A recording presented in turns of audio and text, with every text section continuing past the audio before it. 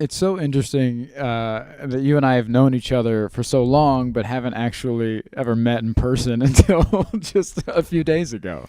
2 days ago. Yeah, which is Yeah, we've talked online, and then we actually physically met for the first time after like 12 years, I think, of talking online. We've just been pen pals, I feel like. Yes. Feels like I just got out of jail. Exactly. It's good to have you back home, Dave. Yeah, just thanks for writing me all those years. You knew I was innocent the whole time. It's just so interesting because you and I have had such similar paths in comedy. You're also somebody who self-produces a lot of things, a lot of projects. You just had one come out called Normal People. Normal World, yeah. Normal World, yeah. It's incredible. Thank you. And did you write all of it? How hands-on are you with a project like that? I produced it, so I co-wrote it. I wrote most of it, honestly, and then Matt McClary wrote a lot of it with me. And then I produced it where I helped get the sets. Everybody helped design. It was such like a team effort. I just made sure everybody got together and did it. But I like artists. I like working with artists, so I let everybody just do what they did best. And then it just came together. If you just let everybody be free to do what they want to do and make it the best, you get the best product. Yeah. I find that being like a tyrant and overlooking things and being too hard, like, it's pointless. Like, just let people do what they do best and you get a good result. It's crazy how that works. Yeah, because this isn't your first, obviously, film project like that. You shot an independent film a few years, well, it's been a while now, right? 5 or 6? About a decade. Yeah. Oh, wow. Yeah, when we filmed it. Yeah, that I shot for $7,000. Yeah, called The King of Detroit. Yeah. It was called The King, but then we had to change the name because Amazon picked it up. And there was already several Elvis documentaries of the same name. So they called it The King of Detroit. But we did it. I mean, we did it for no money. Yeah. And we got a car. We destroyed a house. We were able to pull off a lot of cool things in that one. It's crazy, but I mean, I don't think people really realize what you can do with so little. Again, going back to what you just said, when you hire artists, when you get artists involved who actually are passionate about what they do, who actually give a fuck and want to actually make something cool, it happens. It comes together. Yeah. I shot my first film, but we did it for $5,000. It was one location. We had a great cast, great crew. It was so funny because some of the crew was actually like making lunch or food while we were upstairs filming something, and then it was like we became a family. You know, of course you get the right people around and the right people involved, and it just comes together. Do you allow for like ad-libbing and all that? Oh my God, yeah. Yeah, there's no reason not to. That's like what Christopher Guest does, and yeah, I always like everything on the paper doesn't really. It matters to the sense of structure. Yeah. But like in our sketch show, Demon Molesters is the last one. And that one it's the entire thing is ad-libbed. I mean, it's just like, it just happens. So the whole thing is like, this was the idea, and then we just did it. And we're like, well, I hope that works. And it does. It's great. Yeah. Two things on that. One, I just love that that's a sentence, you know, in the last of course. Demon Molesters. And it was said so seriously. So, you know, when we were working on Demon Molesters. Yes, you know that one. You know that. Classic. Which you turn into a short that says, it's called Don't Hit Send. So people watch it, and it gets mostly positive reactions, like, oh, you got me, because it's like a setup like a horror movie. Yeah. Or there's even like people reacting to it. Like, it's hilarious. There's like this kid who's like 12 who did a whole watch and react, and he's just dying laughing at the end. But people watch it like as a horror movie, and they're like, you could warn me, it's just about having sex with a demon at the, you know, it really comes off as a horror movie at first. It's like, well, then it wouldn't be fun. Yeah, that's half the fun. I'm tricking you. Yeah, and the other thing in that is again, letting people be who they are, and I feel like so many screenwriters, they get so married to the script, or they get so involved or so attached to it, but you lose that natural feel to it. You lose that natural interaction. Those, you know, you shoot it. I shoot the scene usually 1 or 2 times until we get it. Yeah. And then the 3rd or 4th time, you just go, all right, go with it. Yeah, if you're doing somebody else's lines, that's the thing about being a screenwriter, is you are writing the different characters, but there's always a piece of the writer's voice. You have to have the actor bring out whatever that character is to make it different. Yeah. If that makes sense. So, like, I always do love, like, I get it when you read an amazing script, and it's like, I watched Reservoir Dogs the other day, and it works perfectly because it's a Tarantino movie, and every voice is kind of a Tarantino. Right. So you know it's a Tarantino. You know every character is that guy. It's word porn. You know, so you know what you're watching. And I love him. I love him as a filmmaker. But it's not like every character is so amazingly different, you know, than the other one. Yeah. And I love when movies where you can tell the actor is given free range to do whatever they kind of want, because they stand out so much from the other characters. Yeah, I think that's so important. And so, what is that process like for you? Do you do a little powwow before you start filming? Do you do the table reads, or how do you navigate the pre-production? We never did table reads. We kind of we would show up at the last minute. I would try to find sets online of on random websites. Yeah. And it would be like, will there be nudity? No, whatever. And find these places and go in, set it up with all our cameras that we had. I bought tons and tons of professional film equipment, and we would just go there, film as quickly as we could, and just do the scene. And if somebody was we had a great director for it, but as a producer, the only time I would step in is because I started in acting and film and at Second City, was if they weren't feeling afraid or whatever they needed to do for that scene, I would just kind of explain how I would do it or how I would feel in that scene. Not that I would be perfect at it myself, but how to get there, how to get to that range of emotion. And it would end up working, because it's a lot of times it's just embarrassment and vulnerability that keeps you from acting that way. Yeah. I mean, that's really what you're getting paid for as an actor, is to feel kind of stupid while you're doing something. Yeah, it's very similar to comedy in that Yeah, way. same deal. Yeah. You just have to be willing to embarrass yourself publicly. Yeah. That's basically what we get paid for. Yeah, I mean that is what TikTok is. Isn't that the base model for TikTok? Yeah, it's just you have to be willing to embarrass yourself. Yeah, or your pets for the world. Right. Yeah, exactly. Yeah. That's it. Do you want to do a theater tour or not? Yeah, exactly. That's the deal. That's so interesting. I didn't know that you started at Second City. I didn't know that you were an improv guy. What came first, the stand-up or the improv? Improv. Really? Yeah. Right after high school, I just wrapped my 5th year in high school, and I guess it was either right before or right after 9/11. Perfect time to start comedy. Yeah. It was a great time to be in a big building, and it was right around then, and I started taking some classes. And then I moved to LA for a while. Then I came back to Detroit, and I started doing more classes. And I started taking theater school. And then around 2003, everybody's like, "You're such a great writer." When I was at Second City, you should try stand-up. And then I just fell in love with stand-up. I really had no aspirations for it. Yeah. But it was just something that I loved, and I just immediately fell in love with it. It's so interesting, because I went the opposite way. I started in stand-up when I was 19. Loved it, fell in love with that, and then a few years into it, somebody approached me. They were like, "Oh, you do such characters on stage. You'd be great at improv." And I was like, "What the fuck is that?" And so I started doing that. Loved doing improv. Did Second City and in Chicago there for a while, and then did UCB out in Los Angeles. That's awesome. It was great. Yeah. And I think improv gets a bad rap, but I always suggest when comics are coming up and they want advice on stand-up, or how do I get better, or how do I do this or that, I always suggest improv. Even if you don't want to do it, it teaches you how to listen on stage way better. And it teaches you how not to be selfish on stage, which is huge for stand-up in so many different ways, because you're learning how to build. Because in stand-up, we're trained to think of the punch. How do I get there as fast as I can? How do I get to that punch?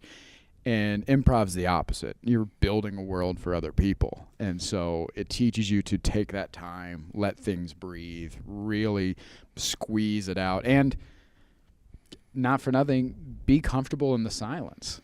Oh, absolutely. And just kind of build a scene and being natural. Yeah. You can say stuff that you didn't even realize was funny, and you're like, oh, okay. You kind of learn that in improv. Yeah. And I say that to people, too, because there used to be that kind of war between improv and stand-up. And it's I'm happy to, improvise 15 minutes of a set, and I don't care. It's more, I don't know, all comedy is comedy. So the idea that there's like one way to do it and one way, it's wrong. Yeah. And I've never understood that, like, this versus this, you shouldn't do, I've always felt that there's really I've never felt there's a reason to take a stand-up class. I've never felt that. I think your stand-up class is just going on stage. Right. But as far as improv, it makes sense. You go up, you're with other actors, you're learning characters, you're learning, object work, you're doing all these. It's different, it works, and it's fun. Yeah. Yeah, it reminds me of, there's a great piece of advice from Walter White, Bryan Cranston. Yeah. And he was talking to my friend Ben Glebe. He was on his podcast, and Ben was talking about commercial work and how he was kind of embarrassed to do commercial work and this and that. And Bryan kind of scolded him a little bit and was like, he corrected him, and he was like, no, it's acting, it's work. Yeah. Commercials are still working. Like, you need to be going out for all that. It's good training. It's good this and that. It's looked down upon. It is the improv of acting. You're like, you do commercials? Like, yeah, I'm fucking working. It's still figuring out the craft, figuring out how to be better, and learning new skills that you can apply later in other things. Well, because in the 90s, no good actor would take commercial work, and now every A-lister is in like a Mucinex commercial. Like, they don't care anymore. Yeah. It's like what pays. Like, everything's available now. Like, they used to go over to Japan, and Ben Stiller would do a Coke commercial. Yeah. And now he's just like, I drink Coke, whatever. I don't care. Yeah. Doesn't matter. It pays more than movies now. Exactly. It's fine. Yeah, I got 11 grand once to do a Ford commercial voiceover. Because I'm very, like, flat and, so I could monotone at times. So all I had to say was, no, that's Rust. And then it ended up going national, and I kept getting checks. And I was like, this is stupid. Yeah. Yeah. I didn't feel embarrassed about it at all. It was great. There's no reason anyone should make money for that, but it's fine. Yeah. I feel like that there's a little bit of that going on. We're seeing a shift in that with the cruise ship world, where, cruise ships used to be thought of as like, oh, you're doing a cruise ship, and now it's like literally everybody's working cruise ships. It pays well. You're out all the time. You're getting, and it's like, it's almost like a default setting now. You're like, oh, you're not doing cruise ships? Like, well, because at one point in comedy it was so bad, because it's like you had to be a cowboy or you had to be some sort of niche.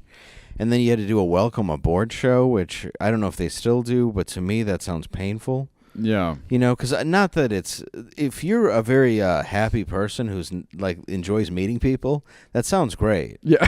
But if I'm standing there looking at people like old people in a fanny pack, I'd be like, yeah, it's going to be a great cruise. It's going to be gonna have a lot of fun in the old carnival here. I'm going to go back to my cabin and pray for death.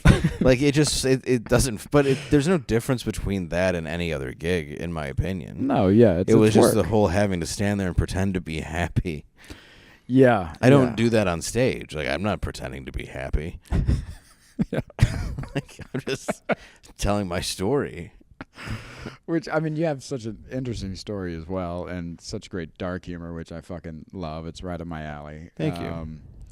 And, I'd be remiss if we didn't talk a little bit about the era that we're living in now, and this, because I feel like we are living in kind of like this gotcha culture, you know. People are wanting to cancel you first and hear the context later. Mm-hmm. And it's so interesting. We were talking about this just a while ago. Ed and I were about the idea of perception, and how no matter how you're crafting a joke, no matter how well it is, you can't control how it's received in the audience. Even simple things, like last night you had a great joke about how you were taking your son to go meet your parents, and they passed on, so at the cemetery, and you're talking about death and this and that, and you have a great line where you say, they still vote. Yes. And the perception of the audience, depending on what side they're on, mm-hmm. they could think you go either way. They could go, oh, he buys into that idea that dead people are he's on my team. Or the other thing is like, oh, I knew it. I knew that, he's with me. But you can't control that. No. And that's such an interesting take right now that we're living in, because it's amplified now. The difference between now and back then, before social media and all that stuff, is now it's not just one or two people hear that and they go, I didn't like that joke or I didn't whatever. They go tweet about it. They make a TikTok. They do whatever. And now the world gets to put a spotlight on that line and go, okay, what does he really mean here? Yeah, he believes that elections are rigged. Right. Which they are. I mean, look, Mark Twain said if voting mattered, they wouldn't let you do it. This is not a new thought. Right, yeah. To anybody. I don't think that the people in power care about us. Oh, no, absolutely not. That's kind of the odd thing is when I first went on the Anthony Cumia and Artie Lange show as the third mic, you're immediately sort of put into this conservative bracket based on that's now what the edgy side is leaning towards in culture, but 20 years ago it would have been the other way. Yeah. It's tough. It's hard to explain, but people didn't like Anthony all of a sudden, even though comics would have, blown a dude just to get on to Opie and Anthony 2 years before. Yeah. But all of a sudden now they're moral and principled because, it's because it's all a lie. It's like you don't necessarily believe that. You're just trying to pretend that now you have this opinion, but 2 years ago you would have gone on the show in a second. It's the same guy. There's no difference. Right. But with that joke, where it comes from is when I ended up on the Crowder show, that ended up being very polarizing to a lot of people. And I went on as a moderate because I have certain views. I don't trust the government. Right. I've talked about that about what had happened to my dad, which was my dad got Agent Orange on Vietnam. He ended up with a massive tumor because of it. I'm blanking on the name of what it is, a soft cell sarcoma. The VA wouldn't take care of it, and the insurance company said it was a pre-existing condition. They wouldn't admit that it came from Agent Orange. So my dad, who was born in Detroit with nothing, became a millionaire, lost everything. And then trying to stay alive, and then my mom killed herself as a result of it. So I don't have any and my dad, like, when I grew up, like, we would go to, like, see where Kennedy was shot, stuff like that. So I just was never raised to believe in anything. Right. So when I went to see, when the election happened a few years ago and everybody was claiming stuff, I picked 10 random places of voters in Detroit. And I was like, well, I wonder what really happened, because it was strange that they called Wayne County, Michigan, in Detroit, where I lived at the time, that they were like, okay, well, it's Trump. And I'm not a diehard fan of Trump, but it seemed odd that they called it for a Republican, and then overnight something happened, and the next morning it was just Hillary by a land. It seemed strange. So I picked 10 random places out of a hat, and I went to where they had voted. Not one place had someone living there. Some of the places didn't even exist. One place was a median. Oh, my God. And I just saw it, and I was like, oh, this is legitimately crazy. Yeah. And I saw it with my own eyes, and it wasn't anything that shocked me. I'm sure if they wanted a Republican to win, it would have been the same thing. You know what I mean? Like, whoever they wanted to win would win. That's bottom line. I don't care if it's a conservative or a Democrat. It's whoever they want to be in office. And so I went to those places. Not one place, though, had a human being living in it. So that joke comes from the very real place of, these are my dead parents, they still vote. So, like, regardless of how they take it, my intention is 100% true to me. And people cannot believe that. It's fine. I have a record of it, though, because I filmed it. Right. Like, these are the addresses, and here I am. And by the 8th place, I'm like, I'm scared now that I'm doing this. Yeah. Like, I feel like I'm being followed. So, but I don't think there's any surprise there. I mean, there is certainly an elite power and people that are greater than us and can control things, and it's just, I believe that. Well, yeah, I mean, if you look, I mean, on either side, right? So you, I used to run this show in L.A. Called We the People, and we would take 2 people from the left, 2 people from the right, and we would try to meet in the middle on topics. Yeah, and I would moderate, and whether it be funny or real, we would just try to get them together. And there'd be a comedian on each side, and then there would be either a journalist or a politician or somebody in the know. Yeah. On the other side. So we actually had somebody that knew what they were fucking talking about. Besides, just this guy's also doing dick jokes for a living. Being like, let me tell you about the system of okay. But it was so interesting too. hearing both sides of that on all these trending topics that were going on, whether it was kneeling for the national anthem or gun control or abortion rights or whatever trending was happening at that time. It's all cyclical. It just comes back around every few years. We're like, oh, we're fighting about this again? Oh, of course. But you have hit something where it is whatever they want to happen is going to happen. And we saw that on the Democratic side with, we were like, hey, we'd love to have Bernie Sanders. And they're like, great, you got it. Here's Hillary Clinton. Yeah. And we're like, okay. And I was a Bernie guy. Yeah. And I was like, yeah, Bernie seems good. And they're like, so you mean Hillary? And you're like, no. I don't want the murderer. Yeah. And then we saw that again a few years later. We were like, we'd love to have Bernie Sanders. They're like, we hear you. Here's Joe Biden. Yeah. And we're like, okay, are you not? Maybe we're not. Yeah, I don't know if you're hearing us. And even Kamala was like, he's a huge racist. And it's like, you want to be vice president? She's like, I love him. It's great. We did it, Joe. Good guy. Good guy all around. Did I call him a racist a bunch of times? I forgot I did that. Like, it's such bullshit. And it's in our face. Yeah. How do you serve the public, but you're all loaded?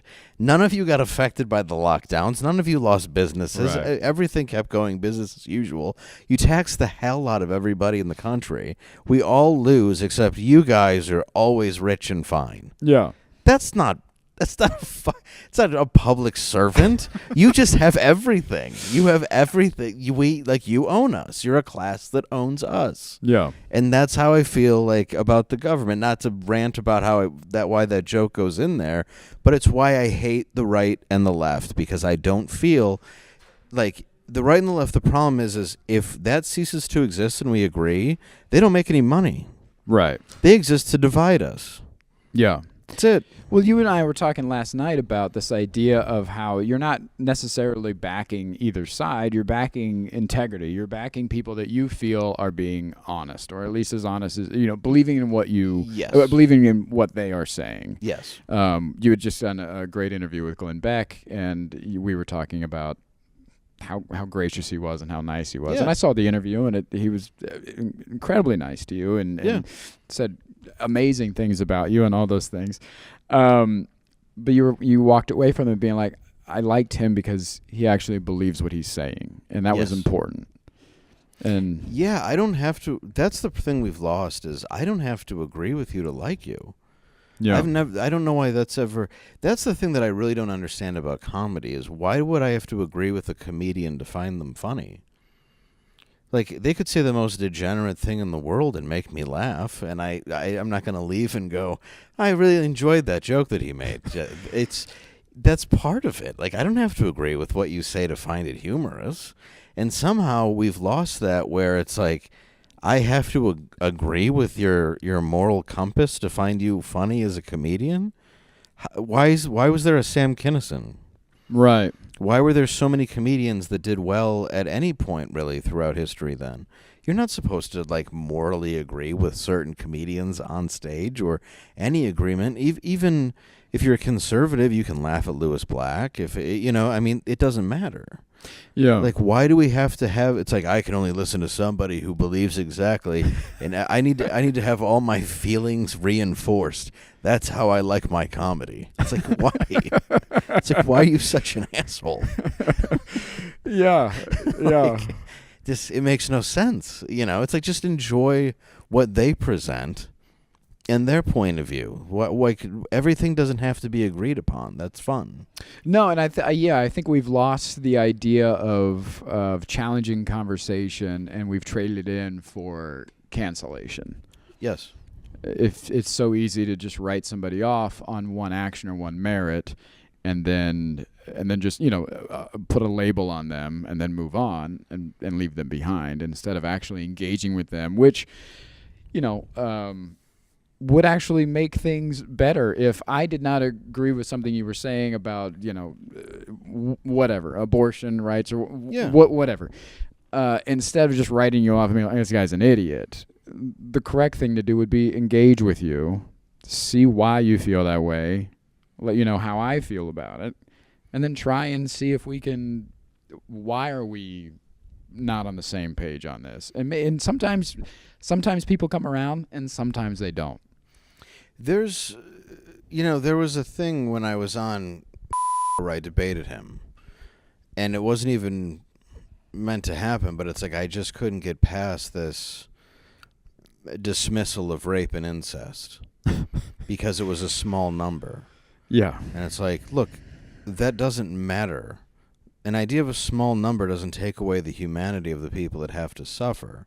And to say that the life inside is somehow more valuable than the life of the person who's been raped is not fair. Like, that's a pro-life argument is not ignoring the life of the woman who has to have a child raped into her. Like, that's not. And I was shocked because a lot of the Christians who you would think would immediately jump on the side of pro-life no matter what had come over on my side. Really? Tons of them. And it really meant a lot to me because I was coming from a place of empathy. Because I know people, honestly, and it's not just like, no, I swear I do. Yeah. Like, honestly, I know a girl very well who was brutally raped and had the kid because she was forced to, and is a model of somebody who would be like, look, she raised her, loves her, she doesn't, that sort of thing, regardless of what happened. She's a model example of somebody who, you can see like, look, she still had the baby and it all worked out. But she'll still tell you that she hates the fact that she didn't have that choice. Yeah. And that's the problem, is there should be that choice. And there's some things in this world that are none of your fucking business. And that's the part that really bothers me, where it's like, what are you fighting so hard for? You walk past people on the street who are suffering. You have all these arguments about health care. You have all this other stuff that you want to take stuff away. You don't want to give certain people money because you say that they're feeding off the system. But then when it comes down to it, it's like, but we want to make sure that baby comes out because, Jesus. Yeah. And you're like, but you don't want to fucking help the mom in any other way. You don't want to do anything else. But that's your argument is because that's not love. That's you doing nothing. Sorry to be so ranty, but it's No.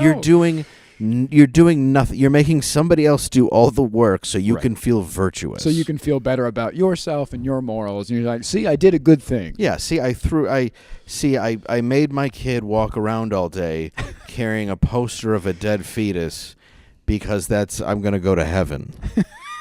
See how I'm a good person? I've scared my child. That's what I don't get. It's like, if you one of the best things I've ever heard, and I've always thought about it, and I've heard about it's 30 years it's been in my head, but it's like, be the change you want to see in the world. Yeah. If you want to raise your kid, like I have a child I love more than anything. It wasn't a choice to be like, should we? It wasn't. It was just we were happy, we wanted a kid, done. But it's like, I raise him to be a good human being. I love him. I want him to be a good person. I'm a good dad. I'm shitty at a lot of things. I've done so much wrong in my life, but I want him to be a good person. And it's like, do that. Yeah. If you want to be a good person and create good people in our society, do that. You don't do that by forcing other people, screaming at other people, getting involved in other people's business that's not yours. You have no right to tell other people what to do. And I'm not going to tell another woman. I'm not another woman. Well, these days. But I'm not going to tell a woman what to do. And that just comes down to it. And I get tired of that argument because that's not like, there's just no right that I feel that I have to tell somebody else what to do. And if something exists for that reason, like, yeah, if you do it all the time, I think you're kind of a dick. I'll admit that. Where it's like, why do you have 19 abortions? Stop it. Like, wear condoms. condoms. It's a little silly now. But but that's just personal. That's not even like on if you should have the right or not. It's just like, aren't you tired of going in there and being like, it's Jill again? And, can you vacuum this one out of me? I think I don't know. He's either white or Indian. It was a long night. But yeah, it's like, who gives a shit? Like, yeah. I don't know. And regardless of, like what you say or anything you say and the way that it can be taken out of context, I think one thing we really have gotten away from is empathy and compassion. And comedy was always a way to kind of shine a light on that. And when we take that out of context, we ruin the integrity and the purpose of it. Yeah, I couldn't agree more. And similar to what you said. I was talking about, big government and elections and stuff like that with my friend, and he was asking me about my community, if I was on the board in my community, and if I was, voting in local elections and all that stuff. Because at the end of the day, that's how you make the change in the big government that you want to see. Is you start in your neighborhood, and you start local in your city, and you start there. And I think a lot of people bypass that or don't understand that. And this is direct change that you can see in your life right away, and be an active member in your community first, and then start to reach out. If you live in a subdivision, go to just where you get your streets plowed. Yeah. And you'll go there and it's like 3 old people barely holding on because they actually understand how direct you have to be with any sort of local group. And they're like, would someone take over when we're dead soon? And you're like, oh, man, I shouldn't have come here. I don't want all this. And then, but yeah, they think that only voting for president matters, where it's like, it really doesn't affect you all that much. No. Yeah. And then really what affects us most is media. And that's really the reality. Social media and misinformation and everything else, where we don't know what we're being told. We don't know if what we're being told is true. We were talking about that yesterday, where news is being called entertainment, whatever side that it's on. And it's all fear-based one way or another, and you really don't know what's going on. No, you can find whatever you're looking for, and that's the problem with again, social media today and just the internet today, is you can find whatever you want. You can, whatever you type in that search bar, you're going to find a website that backs up your ideas. Of course. How crazy or how true they are, you're going to find a website, and that's where we're at, where you just don't know again what to believe, what's real, what's not, and there's a bunch of people out there that are just guessing. Yeah. And, with a lot of things going on in the world, you have the right to guess, because you go, well, why did this train derail here holding 1 million gallons of some terrible chemical? Like, I don't know if you should have 1 million gallons of milk on a train. That seems like a bad idea. Why would you have poison? An entire town now lactose intolerant. Yeah, right. Like, it seems like a bad idea to just even allow that. Like, how many you got on there? 1 million. A what? On one, that's it. No. So it's like that, and then while it's happening, they're like, oh, there's a spaceship. There's versus a Chinese balloon spying on us, and you're like, I'm sorry, are you saying that the spyware, the actual gear that they're sending over to check up on us, is just a hot air balloon? And then the next thing they're like, we shot down a UFO over Lake Erie. Where is it? I don't know. We couldn't find it. You couldn't find it? What? It fell where, like, the Model T would during the Rum Runner days? Like, where? How deep is it that you couldn't find whatever? Yeah. Like, you're just hearing all these things where you're like, well, something's not accurate, right? Like, you guys are lying about something. It's like 2 truths and a lie. You're like, all right, pick out. There was a train derailment. It's radioactive. Right. There's a UFO getting shot down and a hot air Chinese spy balloon. You're like, which cup is the truth under? You're like, oh, man. Yeah. This was tough. Yeah, espionage is just this panda in a golden balloon. Like, oh, that's odd.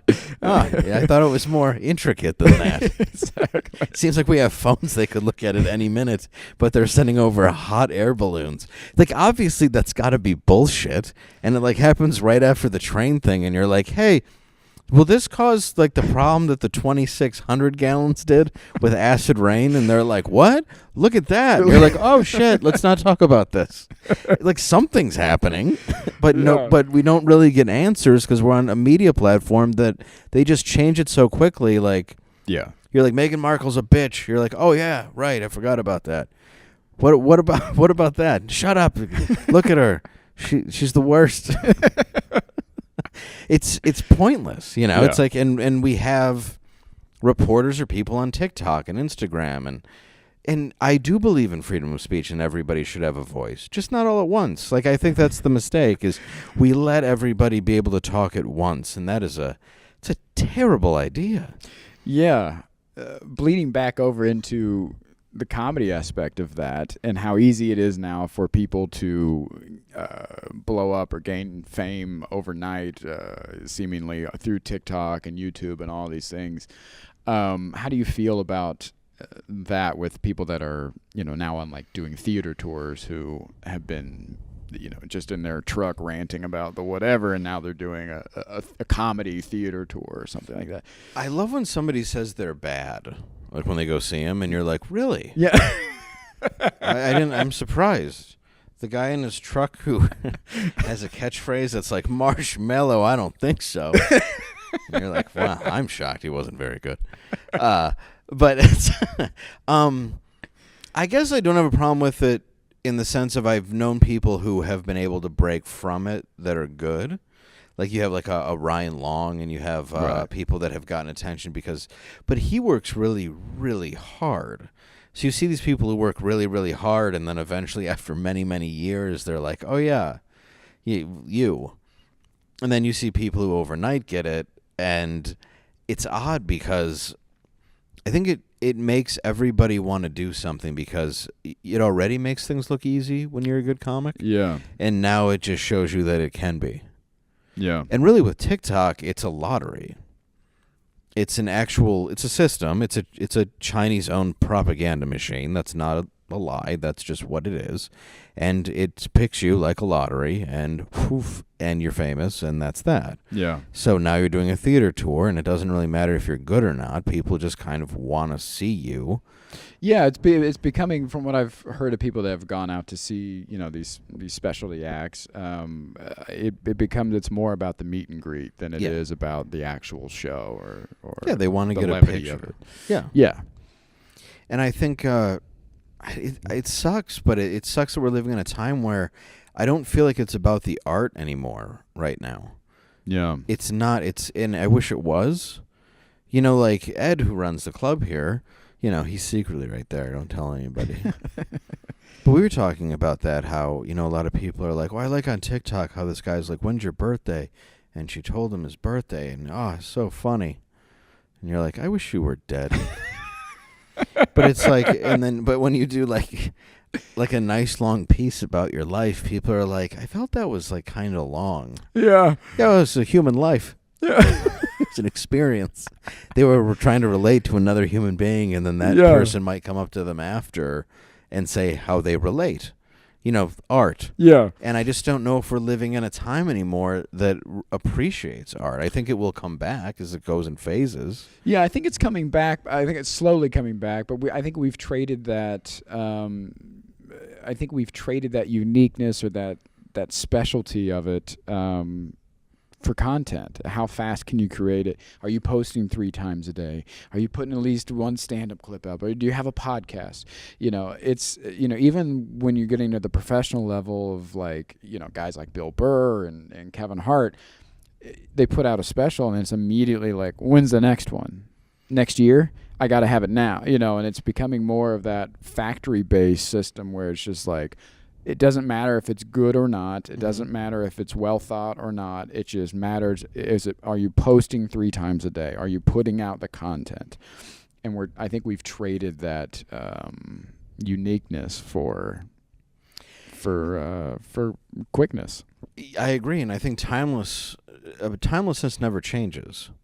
Because when you look at something that's great, it will never change. If you look at something that's too quick, it will never be remembered.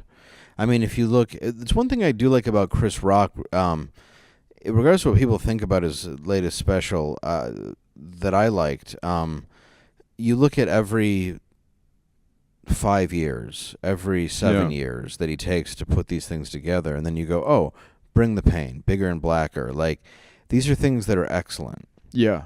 And because the time has been taken to craft them for long periods of time, and you have the wait. And the truth is time's going to keep moving. So if you have that time to wait to put that out, I didn't put out a special for 20 years. Yeah. And finally I was like, I'll just put this out.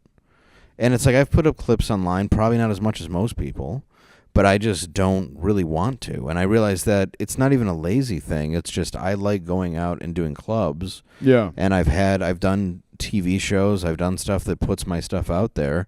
I guess I just don't feel like I owe people this sudden burst of everything all the time. It's like, these are my ticket links. Come to a show. Yeah, I feel the same way. I don't enjoy playing the game. You know, No. I'm not going to post 3 times a day. I'm not going to be doing this. I'm not going to be doing that. If you really want to come see me, if you're really missing, my content, here's my tour list. And I've started building these themed shows too, which takes time, and people understand that once it's out. Yes. But until then, it's always like, when's your next special? When's the next thing? When's your next thing? And it's just like, I'm not ready for that. I'm not ready for that. How are you ready for that? Right. It feels desperate, too, where every time there's a news story, you have a bit about it, whether it's you in a room or you in whatever it might be. Like, I don't know. It just doesn't feel authentic to me. It just feels like, hey, me, guys. Yeah. Don't forget about me. Yeah, I'm here. Yeah. Was that good enough? Like, it feels. I hate. I just don't ever want to look desperate. I think it's not. I don't know. It's gross. Yeah. Comedy should look somewhat cool and vulnerable, not desperate. So you and I operate in this. I have a lot of dark stuff. I talk about, grief a lot and self-care and like all these things, suicide, religion, all these things. As well, you do. Yes. What you had laugh after death. Yeah. Yes. Yeah. What do you think that is about that darkness and opening up on that pain that really makes it funny? Because that's a hard thing to do, and not everybody can do that. I think it's authentic. I think it's the only way that you can actually expose who you really are, because if you're not doing it, you're not being the real person to the audience. I think when you're young, you have that sense, if you're dark, that you, like, when you were young, did you read like horrific, like dead baby jokes, for example, and like laugh really hard and feel guilty? There was no guilt. Yeah, see, like, I never necessarily... see, I was the same way. I never necessarily felt guilty, but I just knew, like, it was wrong. Yeah, but I would, like, I thought it was wrong. I was always laughing. I think it's cathartic in the sense of we're supposed to laugh at all the horrible stuff in the world, because what else is the point of, like, holding it in until you just get angry and mad and yeah. It's there's no need to be sad about it all the time. So, like, to deal with everything that's happened in my life, I make fun of it. Like, there was a guy in the show the other day where he had said he was in the back of a cop car because his girlfriend's mom had killed herself, and I was like, "Oh, were you still together?" And he's like, "No," and I was like, oh, okay, so, like, you didn't really care at the time, right? And he's like, well, I mean, I did, because they thought I murdered her. And I was like, well, that's good that you didn't, I was like, wow. I didn't find my mom, but my brother did. That's a whole thing he's going to have to deal with. And the whole place is tight. This dude's crying, laughing, because he's found a dead body. But I was like, it was always weird dealing with my mom being bipolar, because it was right after my son was born. She'd be like, can I babysit? And I'm like, got to be honest, like, if it's from 3 to 5 and you decide to hang yourself at 4, like, at least do it from a ceiling fan so he's got a mobile to look at until I get home. And, like, finally the whole crowd just, like, they breathed and they were laughing, and it's like, it's a horrible thing to say, and, like, about my mom, but it's true.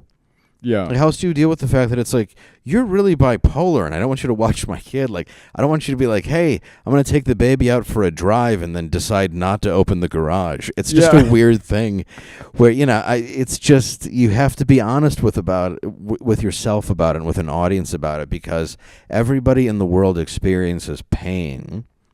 And what's funnier than that at times? Yeah. Especially when you're removed from it. Yeah. Like, my mom got buried in a wedding dress because it was her favorite dress, and I was like, we can't do this. Like, what the fuck are we, like, it's a bipolar woman's will. We don't have to honor this. And then they honored it, and I'm just sitting there, my mom's in a wedding dress in a coffin, and they're like, what happened? It's like, what the fuck do you think happened? She died of good ideas. The groom changed his mind. Yeah, yeah, my dad's in a tux. It's the worst feeling in the world. And she wore that dress to my wedding. Wow. Wrap your head around that. Wow. I invited her to our wedding, and she goes, wore a wedding dress. A wedding dress. She's like, well, I'm going to a wedding. What would a wedding? I would wear a wedding dress. And I'm like, no, Mom, you wouldn't wear a wedding dress. The bride would wear a wedding dress. And she was insane. So she's like, okay. So she shows up in a wedding dress, and I'm like, this is great. And so like at one point I'm dancing with my mom, who's in a wedding dress. And your friend's like, I always knew it about Dave. Yeah, yeah. They're like, for his mom. Yeah, and I have, they're like, is there two brides? This is strange. And, my wife is really putting up with it very well for a woman who should be angry, but is very compassionate to being bipolar. And I know how funny it is, but in the pictures at the moment, it was not. And it's just like it was that dress where it's like she saved her wedding dress, went to her kid's wedding in it, and then got buried in it. I don't like wedding dresses. I'm just not a fan of it. Every time I look at one, I just think of like, oh yeah, my mom who killed herself sure did like those things. But yeah, it's like what she showed up to. And yeah, she's like giving a speech behind me. There's a photo. It's my wife in a wedding dress and my bipolar mom in a wedding dress behind me, and me making the angriest, most confused face you've ever seen on a groom. I don't know why that's not an album cover already. It will be. I mean, that needs to be. I think it's because it's just so hard to talk about still. But I know it's hilarious. But if she decided that night, I would have loaded the gun for her. I started doing this. She did it with pills, though. So I started doing this joke. I would have made the milkshake. What's that? You want Vicodin and Perks? Let me get it for you. A couple strawberries. Healthy. Yeah, I don't want you to completely not enjoy it. I started doing this joke about when my stepfather Wayne he passed away in the winter, and so that's when we buried him. We decided not to wait. We're pretty progressive. Yeah. And so when spring came, they found out they buried him in the wrong cemetery plot. And my mother calls me and she's crying and she's upset. And I'm like, well, what are they going to do? And she goes, they have to dig Wayne back up and move him to the right cemetery plot. And again, my mother's crying, and I'm like, I want to make her feel better. And so I go, well, look at the good news, Mom. We get to see Wayne again. And when I tell you, crowds do not know how to react to that joke. But it's funny. My mother laughed so hard after that. She went from crying and being upset to laughing with me. Yeah. And once you get my mother going, it was special. And I think that's something that bonds us with a dark sense of humor. It was like if it makes Mom laugh or makes Dad laugh, you know what I mean, then it's okay, and then it's good, and I like that feeling. And and then you grow up, but of course that's all, this is for your therapist, not really for the audience, but that's what it is. It's just us on stage just trying to get Mom to laugh, and you're trying those dark things, you're trying those intimate things, and a lot of times you're getting reserved laughs or this or that, but afterwards the show, you're getting that honesty from audiences that are like, oh, I shouldn't have laughed at that, but that was really funny, or my mother did this, or you're getting that connection, which is much deeper than just, oh, we had a great time. Yeah, I don't want you to have a great fucking time. I don't care about you having a great time. I want to connect with you. And they do in a way that is different, because you learn. It's like Patrice O'Neill said, you learn how to kill, and then you learn how to do comedy. Yeah. And it's like once you crush, you're like, I get it. And then you're like, now I want to do this. Yeah. When you have somebody come up to you after a show and tell you, like, I'll tell you what, we had to dig up my mother. You know what I mean? Yeah, exactly. And it's like that means the world to you, because they sometimes they've never told anybody. Right. And it's like that feels amazing, because it's like there is that connection where they just want to go like, yeah, I thought it was really fun. And every now and then you can say that to somebody in these moments where they've never shared it. Yeah. And like Matt McClowry's opening for me this week, it was the same thing where he was violently ill, and I was driving him home from this gig because his dad had just passed away. Mm. and he's really sick. His dad passed, and I'm like, the whole time, and I'm like, you think our dads are playing football in heaven? And he's just like sick and laughing. He's like, shut the fuck up. It's like he just couldn't. And like, he's so funny. Like, people, I remember like right after it happened, a guy walks up to us and goes, I can get you a tour of a local distillery if you like. And he goes, yeah, my dad drank himself to death. Oh, Jesus. And I just burst out laughing. And the guy goes, well, you don't have to drink liquor to enjoy a tour of a distillery. He goes, yeah, you do. At the very least, it shouldn't be the thing that killed your father. Right. And I'm just howling. It's just so funny. Like, that's how we've always been. Like, and I remember his mom was getting very depressed after his dad died. And I said, yeah, that's how my mom was. And Matt just goes, oh, well, that's good news. Thanks. We know that story. Yeah, she wanted to get fitted for a wedding dress, Dave. Yeah, listen, if your mom starts looking for wedding dresses, we're done. you need to call somebody. Yeah, it's like, and I think, like, even what we've just experienced now, it's like, it's fun to just talk about the stuff that is dark and is painful, because there's nothing funnier than alleviating pain. And in the smallest scale, a joke is something that eases tension. So easing pain inside of comedy is the most amazing thing that the comedy can do. Yeah.